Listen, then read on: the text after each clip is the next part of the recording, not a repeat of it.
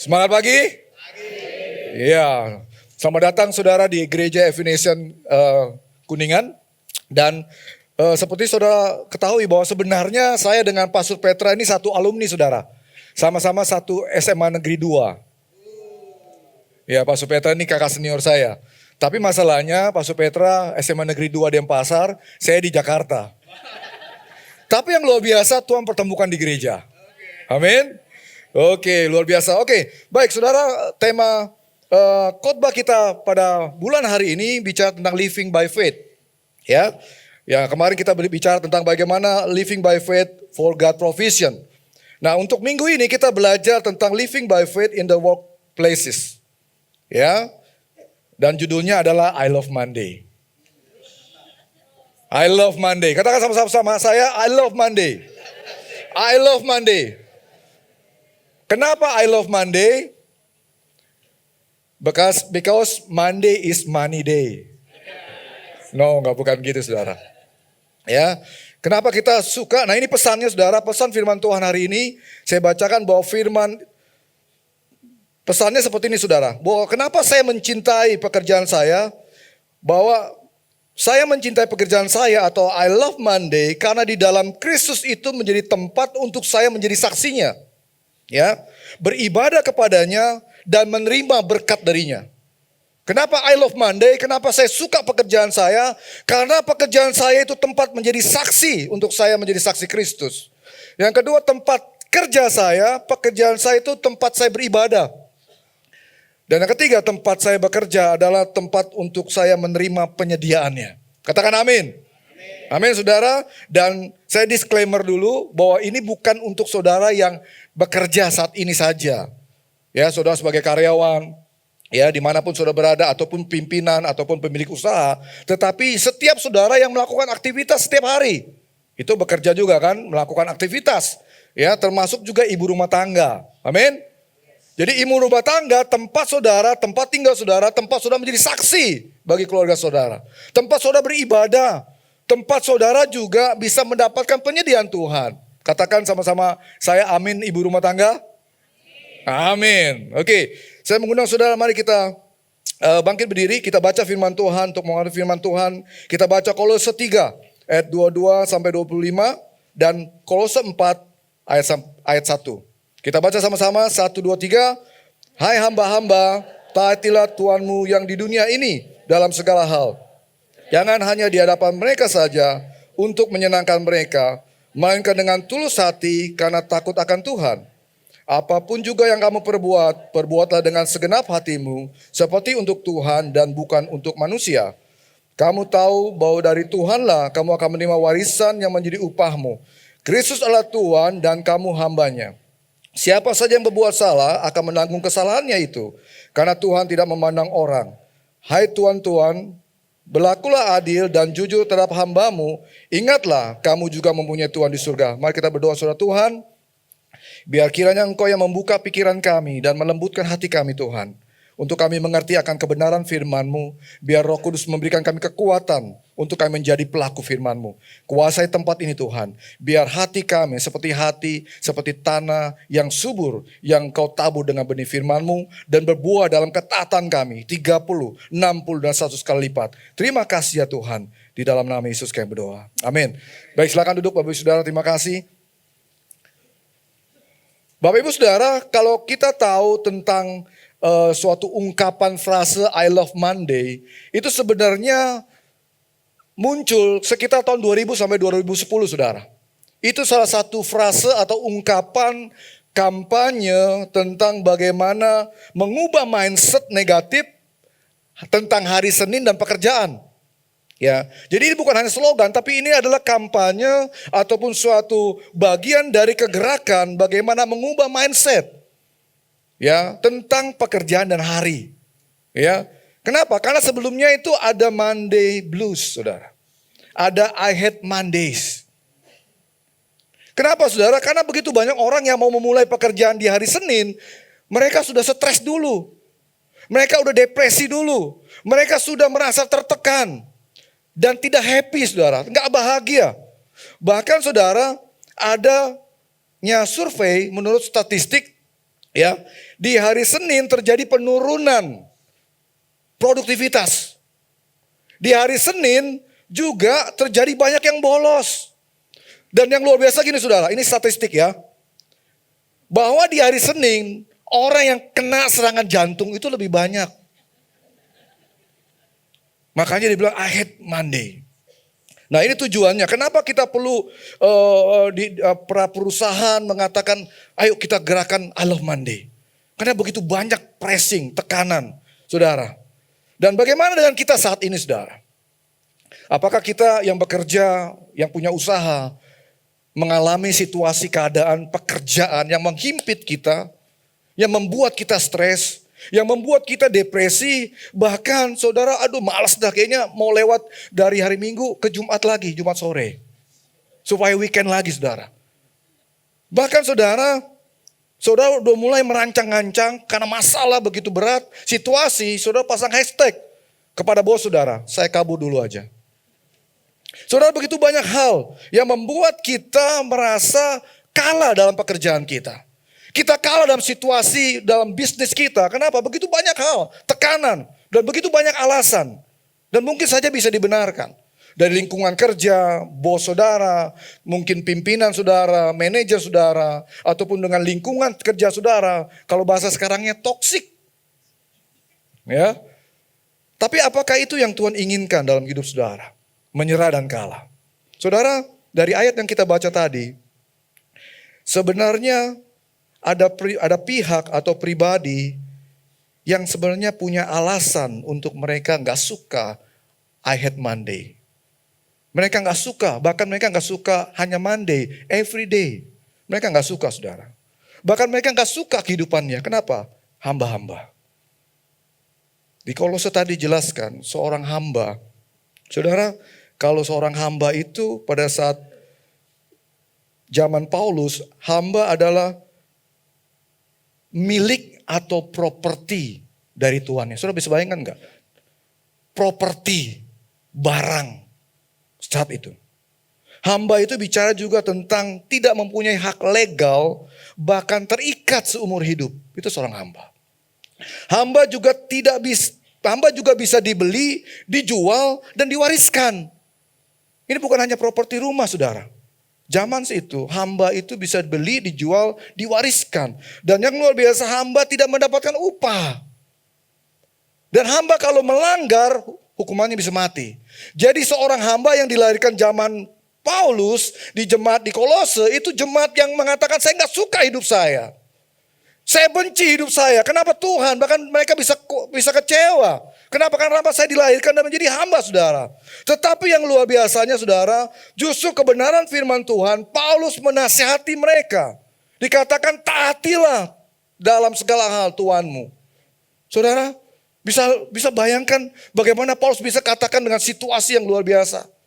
Paulus bisa katakan taatilah hamba-hambamu. Terbalik. Untung saudara masih sadar ya. Taatilah Tuhan-Tuhanmu saudara. Dalam segala hal dengan ketulusan hati. Taat supaya dapat uang, taat supaya dapat promosi itu gampang saudara. Tapi kalau taat jadi hamba yang tidak dihargai, itu suatu hal yang luar biasa. Tetapi mari kita lihat, siapa sih, kenapa Paulus bisa menasehati dan memerintahkan para hamba dengan kebenaran firman Tuhan. Karena firman Tuhan dikatakan, karena para hamba-hamba itu kalau saudara baca ayat sebelumnya, mereka itu adalah manusia baru. Mereka mengalami hidup baru. Mereka dilahirkan kembali di dalam Kristus. Jadi Paulus tidak menasehati orang-orang sembarangan. Paulus menasehati hamba-hamba dan tuan-tuan pemilik usaha yang sudah lahir baru saudara. Amin. Jadi saya percaya kebenaran firman Tuhan bisa terjadi dalam kehidupan saudara. Tadi saya mengingat Pastor Peter katakan, kita bisa melakukan kebenaran kalau kita sudah hidup baru. Amin. Karena apa? Karena kebenaran firman Tuhan tidak mengkonfirmasi nilai dunia. Kebenaran firman Tuhan tidak mengkompromikan. Tapi kebenaran firman Tuhan mengkonfrontasi saudara. Kebenaran firman Tuhan selalu mengkonfrontasi nilai dunia. Dan dikatakan tidak ada hamba yang bisa taat dengan ketulusan hati. Kecuali mereka lahir baru. Mereka mengenakan manusia baru. Apa sih manusia baru itu? Kolose 3 ayat 10 dan 12 saudara. Dikatakan seperti ini saudara, bahwa karena itu kalau kamu dibangkitkan bersama dengan Kristus, carilah perkara yang di atas di mana Kristus ada, duduk di sebelah kanan Allah. Pikirkanlah perkara yang di atas bukan yang di bumi. Sebab kamu telah mati dan hidupmu tersembunyi bersama dengan Kristus di dalam Allah. Next slide ayatnya.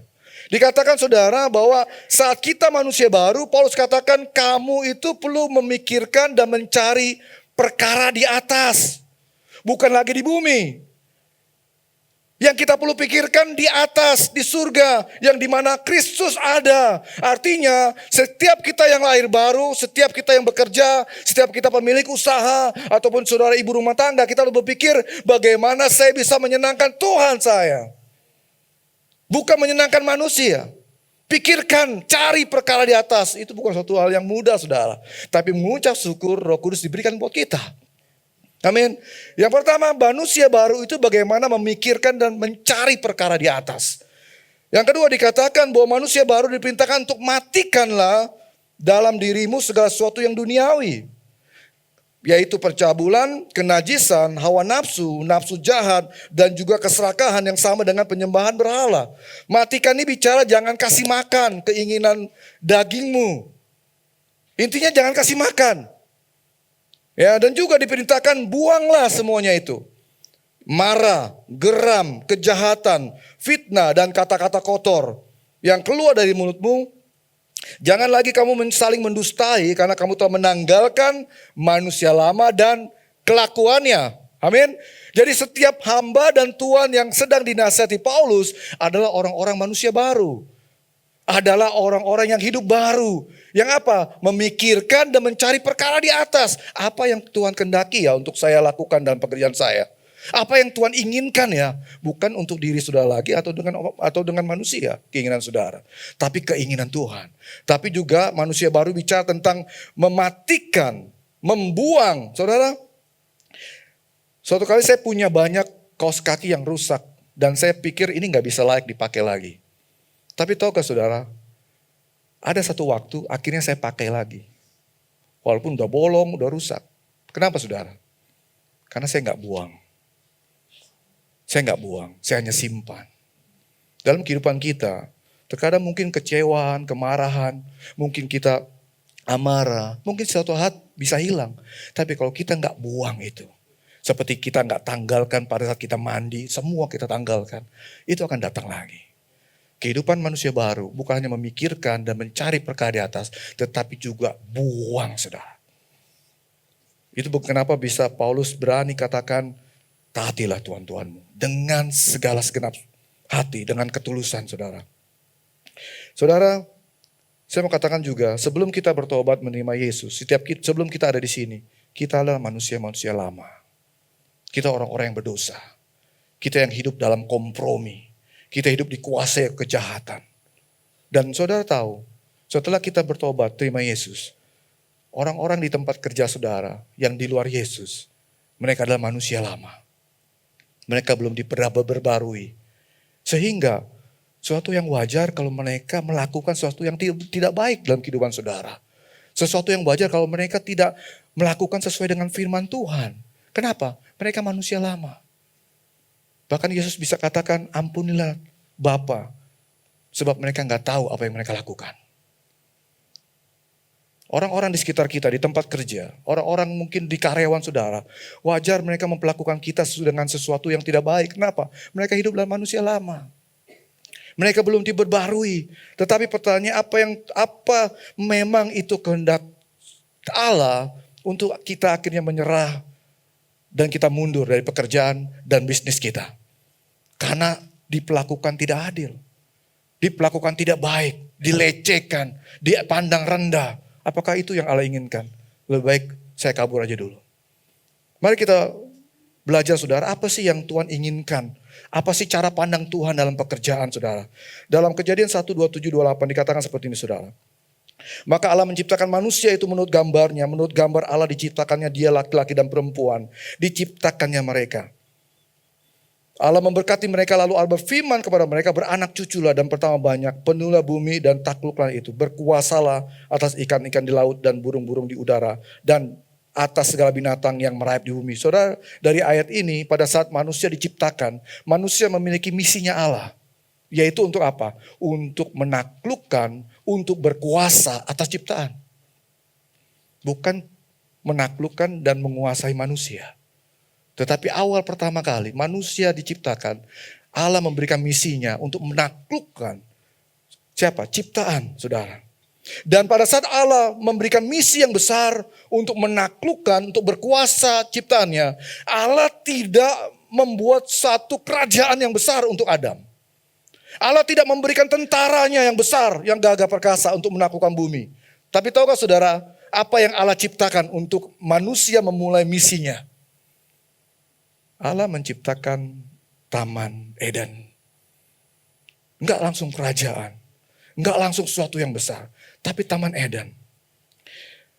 Allah bukan hanya menciptakan Taman Eden untuk mereka memulai misi Allah. Tetapi juga Allah menciptakan manusia dan menempatkannya di Taman Eden. Dikatakan seperti ini saudara. Tuhan Allah mengambil manusia itu dan menempatkan di dalam Taman Eden untuk mengusahakan dan memelihara taman itu.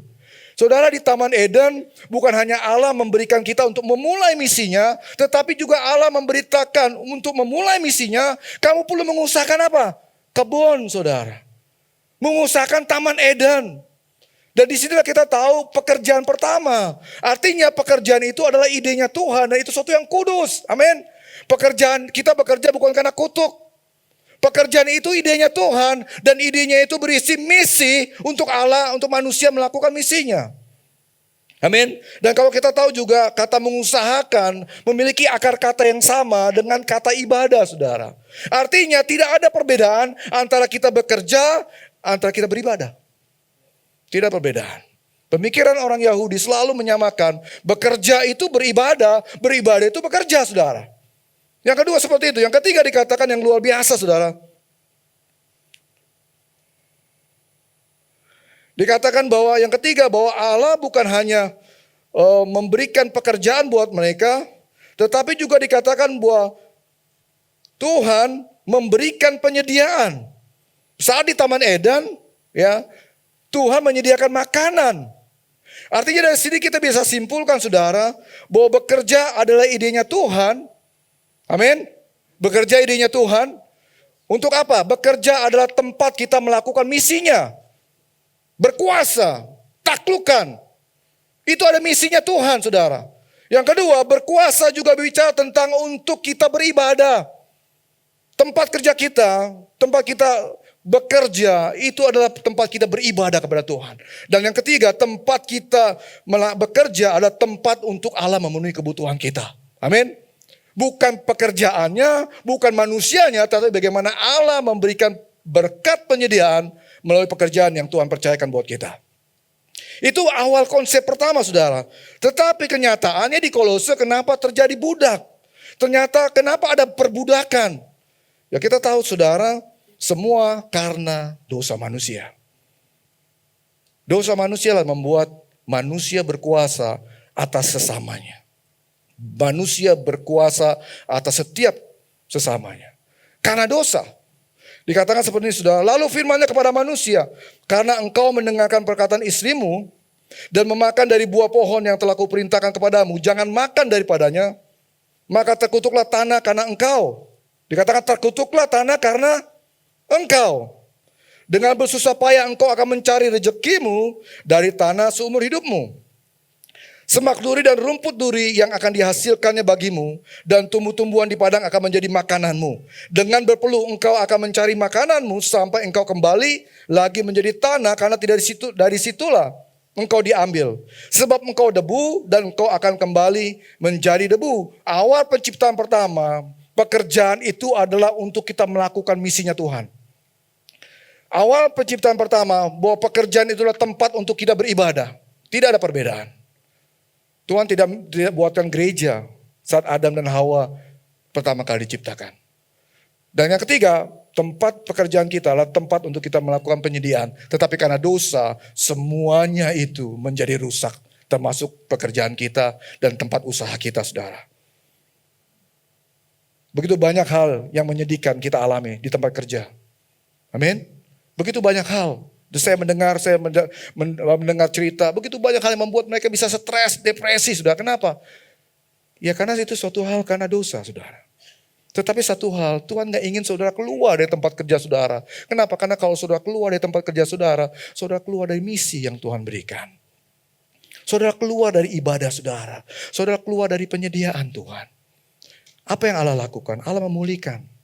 Allah kita Allah yang mengasihi. Amin. Dikatakan seperti ini. Galatia 3 ayat 13. Kristus telah menebus kita dari kutuk hukum Taurat. Dengan jalan menjadi kutuk karena kita. Sebab ada tertulis, terkutuklah orang yang digantung di kayu salib. Bagaimana Allah memulihkan, bukan hanya memberikan keselamatan buat kita yang berdosa. Tetapi dia juga memulihkan pekerjaan atau dunia kerja. Saudara, saat saudara tahu pada Yesus disalibkan. Tadi kita tahu, saat manusia jatuh dalam dosa, Allah mengutuk tanah karena manusia. Dan di situ katakan apa? Akan muncul semak duri dan rumput duri. Dan pada saat Yesus disalibkan, Yesus bukan hanya memberikan kehidupan untuk kita yang percaya. Dia juga menanggung kutuk. Dengan apa? Yesus menanggung mahkota duri. Yesus menanggung mahkota duri untuk memberikan tanda.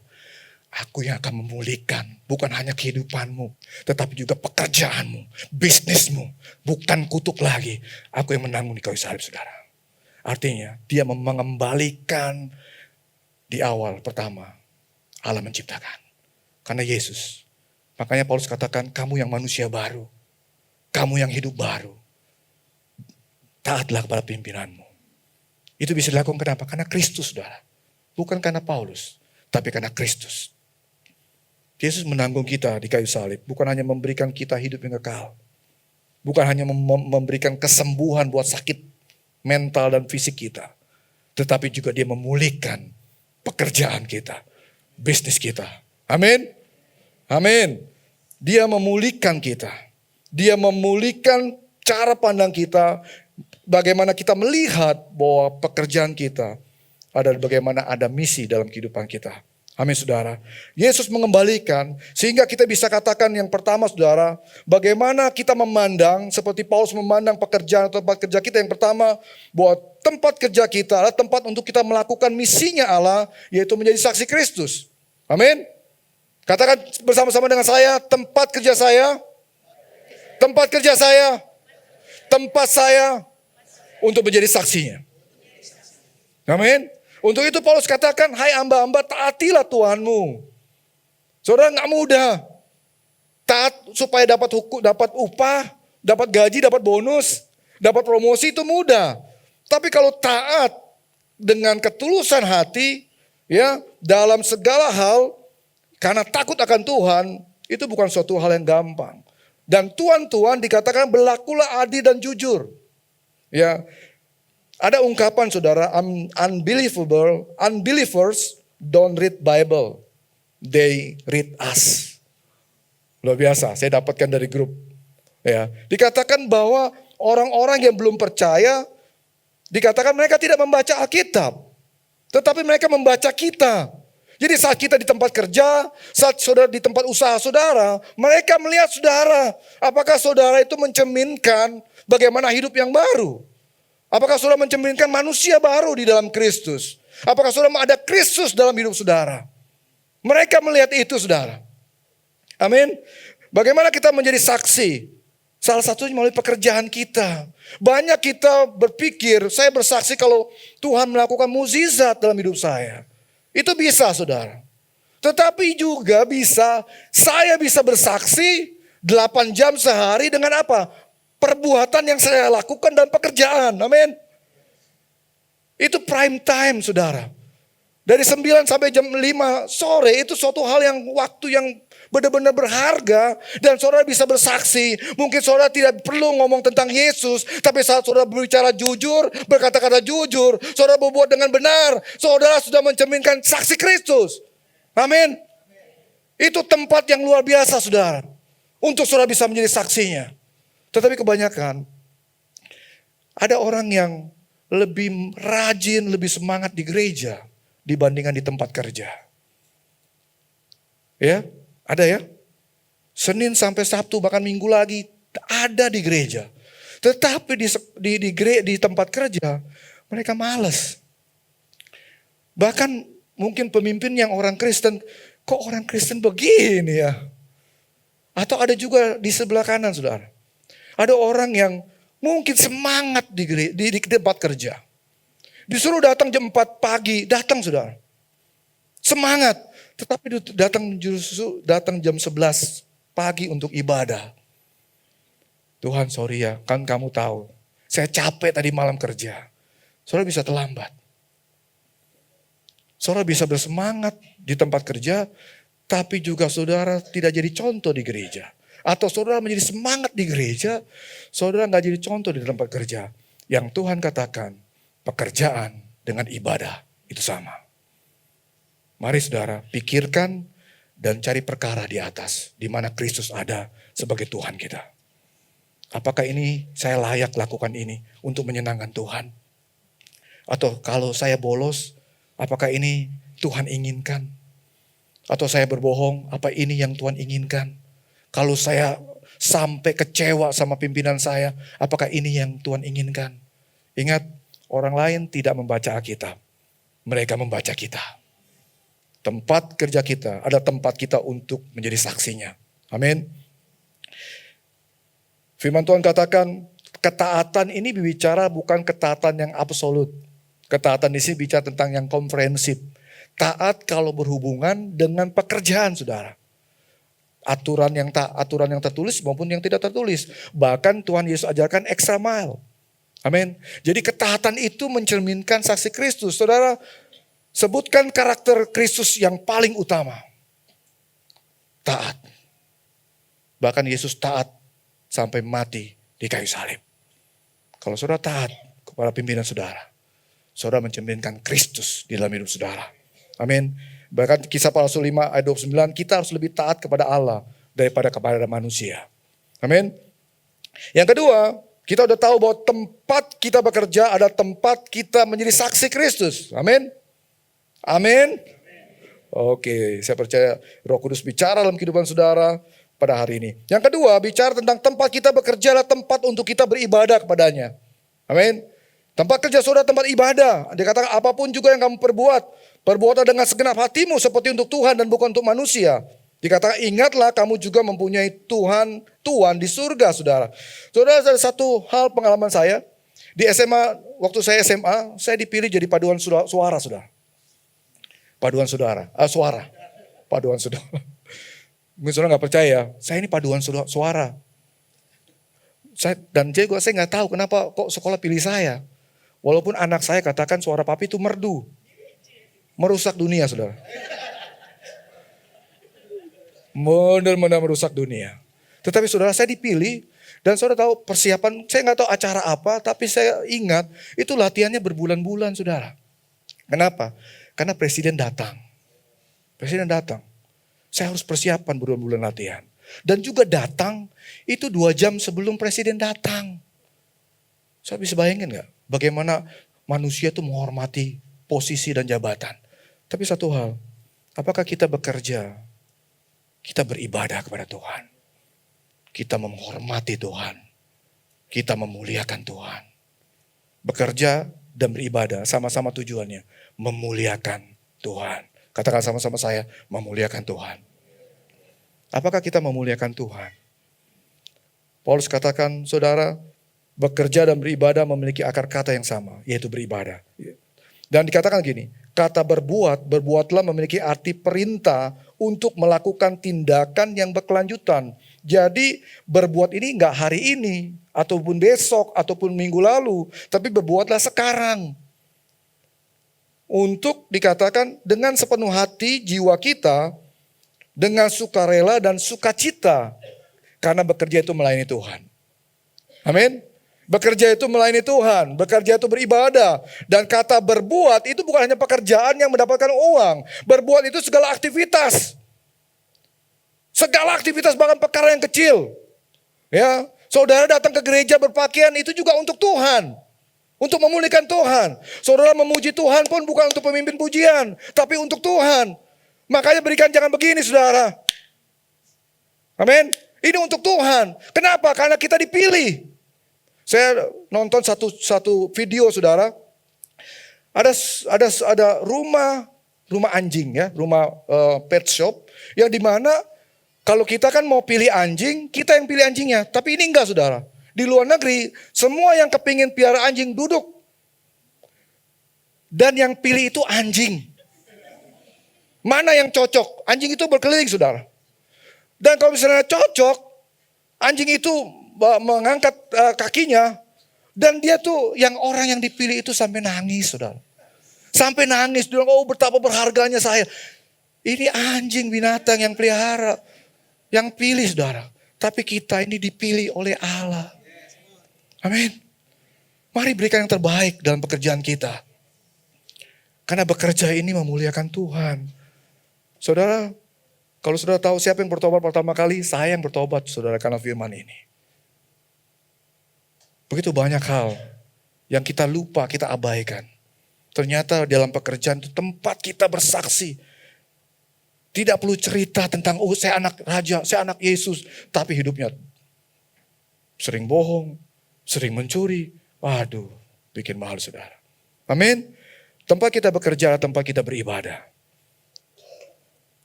1 Korintus 10:31, karena itu baik kamu makan atau minum ataupun melakukan sesuatu yang lain, lakukanlah semuanya itu untuk kemuliaan Allah. Amin. Saudara, segala sesuatu pikirkan dan perkara di atas, apa yang kita lakukan memuliakan Tuhan gak ini? Ya, kalau gak memuliakan Tuhan jangan lakukan. Karena segala sesuatu kita memuliakan Tuhan. Yang terakhir, tempat kita bekerja adalah tempat untuk kita menerima berkat penyediaannya. Ini yang harus kita katakan amin. Amin. Dikatakan kamu tahu bahwa dari Tuhanlah kamu akan menerima warisan yang menjadi upahmu. Kristus adalah Tuhan dan kamu hambanya. Ingatlah kamu juga mempunyai Tuhan di surga. Dikatakan kamu tahu. Kamu tahu, ini bicara tentang kamu tahu, kamu yakin dengan pasti. Itu artinya. Paulus katakan kamu yakin dengan pasti bahwa dari Tuhanlah yang memberikan upah. Bukan pekerjaanmu, bukan dengan pemimpinmu, tapi dari Tuhan. Kamu yakin. Setiap kita yang sudah lahir baru, setiap kita yang sudah menjadi manusia baru, saudara yang menjadi hidup baru, saudara harus yakin Tuhanlah yang memberikan upah buat kita. Amin. Tuhan yang menyediakan buat kita. Ada satu reality show yang sangat saya suka. Ada satu pimpinan CEO yang selalu dalam dalam usaha yang besar, dia selalu menyamar, saudara, menjadi karyawan biasa. Dan dia melihat siapa yang berprestasi. Suatu kali ada seorang yang cleaning service yang udah ditanya kurang lebih 40 tahun bekerja, bersemangat dan berprestasi. Terus ditanya, kok kamu bisa bertahan di sini? Ya saya bilang saya lakukan dengan terbaik. Dan singkat cerita dia juga cerita cleaning service ini. Saya begitu banyak kebutuhan. Anak-anak saya perlu kuliah.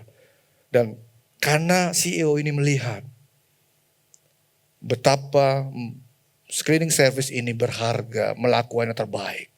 Cleaning service ini memberikan sejumlah uang yang besar buat cleaning service ini. Pemimpin ini memberikan rumah, bahkan beasiswa untuk anak-anaknya. Yang saya renungkan, saudara, kalau manusia bisa memberikan yang terbaik, apalagi Tuhan. Apalagi Tuhan kita, saudara. Tapi sekarang masalahnya, apakah kita berani percaya dari Tuhanlah yang memberikan berkat upah buat kita. Amin. Warisan dan upah itu bicara dua hal. Warisan bicara tentang saya anak Allah. Hanya anak yang menerima berkat Tuhan. Hanya anak yang menerima warisan. Dan upah bicara tentang bagaimana kita bekerja. Apakah kita bekerja menyenangkan hati Tuhan. Ada seorang ada seorang pria yang sedang bekerja. Seorang pria ini bekerja dan bekerja sama untuk suatu perusahaan. Dan suatu kali seorang pria ini dihadapkan oleh teman-temannya dan dia menawarkan sebuah suatu cetakan produk yang belum diproduksi, ya. Tapi seorang pria ini tahu bahwa itu hasil curian dari perusahaan yang lain. Tetapi yang luar biasa, ya pria ini mengambil keputusan, saya harus menunjukkan komitmen saya bahwa saya takut akan Tuhan. Dia mengasihi Tuhan, menunjukkan dengan perbuatan. Akhirnya cetakan itu ditolak, saudara. Tetapi begitu banyak reaksi dari teman-temannya. Ya, bahkan salah satu merasa, oh kamu kok seperti ini. Mungkin mereka marah. Tetapi dia tetap percaya saya ini lakukan karena saya menyenangkan Tuhan. Saya mengasihi Tuhan, saudara.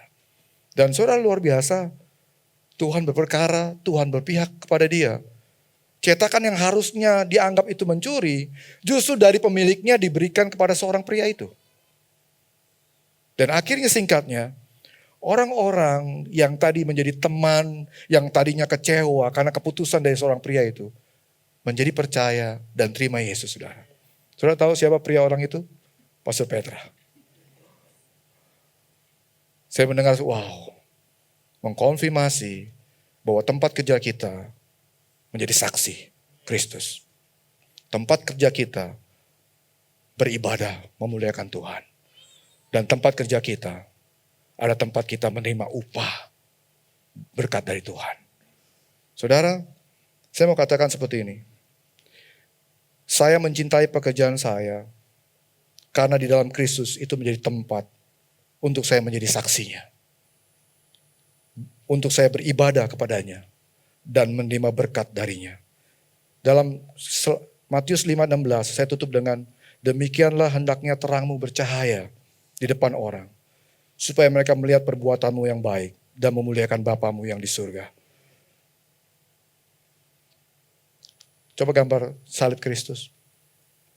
Saudara, saya mau katakan, setiap kita awalnya adalah manusia lama. Kita dikuasai oleh dosa. Tidak ada yang baik dan layak di hadapan Tuhan. Tetapi yang luar biasa, Yesus melihat kita berharga. Bahkan dikatakan kita menjadi hamba Kristus. Tetapi yang luar biasa, setiap hamba, setiap pekerja seharusnya bekerja dulu baru mendapatkan upah. Tetapi apa yang Yesus lakukan? Yesus membayar harganya dulu buat kita, saudara. Dia mau mati untuk kita. Dia mau memberikan hidupnya buat kita. Yesus sebagai Tuhan kita. Kenapa? Karena dia percaya buat kita. Kamu akan menjadi saksi-saksiku. Yesus lakukan. Yesus mengubah hidup kita. Kitalah hamba-hambanya. Dan Yesus membayar upahnya buat kita. Bukan kita selesai kerja dulu, tapi dari awal. Karena dia mengasihi kita, melihat kita berharga. Saya mengundang saudara bangkit berdiri. Mari renungkan firman Tuhan ini. Walaupun singkat, tapi saya percaya Roh Kudus berbicara akan lebih banyak berbicara dalam kehidupan saudara. Saya percaya Roh Kudus akan mengubah hidup saudara dan saudara tidak akan sama seperti saudara datang. Itu yang saya doakan. Dan saya mau mengatakan sama saudara, memang betul keadaan pekerjaan atau tempat usaha saudara itu gak baik hari ini. Situasi yang buruk, bahkan saudara diperlakukan yang tidak buruk. Tetapi Tuhan tidak inginkan saudara langsung keluar dari tempat itu. Karena Tuhan punya maksud. Tetapi yang luar biasa, saudara bisa menghadapi situasi keadaan seperti itu. Kalau saudara menjadi ciptaan baru. Saudara menjadi manusia baru. Saudara berikan kemampuan untuk menghadapi itu. Dan saya menantang saudara hari ini. Jika ada dari saudara, Tuhan saya belum menjadi manusia baru Tuhan. Saya belum hidup baru. Saya belum menerima Engkau sebagai Tuhan dan Juru Selamat pribadi saya. Saya masih bekerja dan berusaha dengan kekuatan saya Tuhan. Ini waktunya Tuhan mendatangi saudara. Jika saudara mau menjadikan Yesus sebagai Tuhan dan Juru Selamat pribadi. Ini antara saudara dan Tuhan. Mari tutup mata saudara. Jika ini saudara sedang menghadapi kesulitan dalam pekerjaan dan bisnis saudara. Tetapi saudara tahu saudara belum manusia baru. Saudara belum menerima Yesus. Dengan segenap hati saudara. Mari kalau itu saudara, saya mendorong mengajak saudara. Angkat tangan saudara. Tuhan Yesus memberkati. Angkat tangan saudara. Mari jangan malu saudara, Tuhan memberkati. Jika saudara itu, ini waktunya Tuhan berperkara dalam kehidupan saudara. Angkat saudara. Saudara yang mengangkat tangan, katakan dengan iman bersama dengan saya. Tuhan Yesus, Saya mengucap syukur hari ini. Saya menerima Engkau sebagai Tuhan dan Juru Selamat pribadi saya. Kiranya Kau memberikan hidup yang baru dalam saya, manusia baru dalam hidup saya, untuk saya bisa mengatasi setiap kesulitan dalam pekerjaan saya. Terima kasih Tuhan, Engkau menjadi Tuhan dan Juru Selamat saya, di dalam nama Yesus.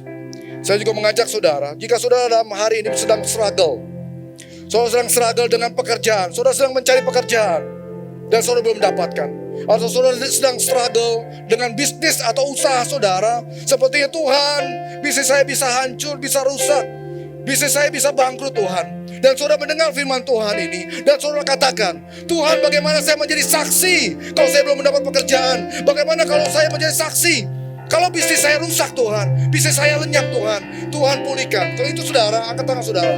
Tuhan, kami berdoa untuk setiap tangan-tangan yang terangkat hari ini. Kami katakan di dalam nama Yesus, mereka menangkap misi yang dari Engkau, mereka mendapatkan misi dari Engkau. Tuhan, aku berdoa yang mereka sedang mencari pekerjaan, Engkau berikan yang terbaik, karena mereka mengerti pekerjaan mereka untuk mereka menjadi saksi-Mu Tuhan. Pekerjaan mereka untuk mereka beribadah kepada Engkau. Pekerjaan mereka untuk mereka mendapatkan berkat dari Engkau Tuhan. Berkati Tuhan setiap bisnis yang mulai menurun, bahkan mulai hancur, mulai lenyap Tuhan. Tuhan berkati. Bahkan mereka yang sedang merintis bisnis, kami katakan Kau berkati Tuhan. Bapak terima kasih Tuhan. Mari katakan saudara semua, kami percaya Tuhan, kami yang mengangkat tangan. Kami mengatakan kami adalah pekerja-pekerjamu, hamba-hambamu, di mana Kau menempatkan kami di tempat kerja, tempat bisnis kami, untuk menjadi saksi-Mu Tuhan. Bapak terima kasih. Segala pujian, hormat, kemuliaan hanya bagi nama Engkau, di dalam nama Yesus. Mari berikan sorakan terbaik buat Tuhan kita. Haleluya, haleluya Tuhan. Amin. Baik, silakan duduk Bapak Saudara.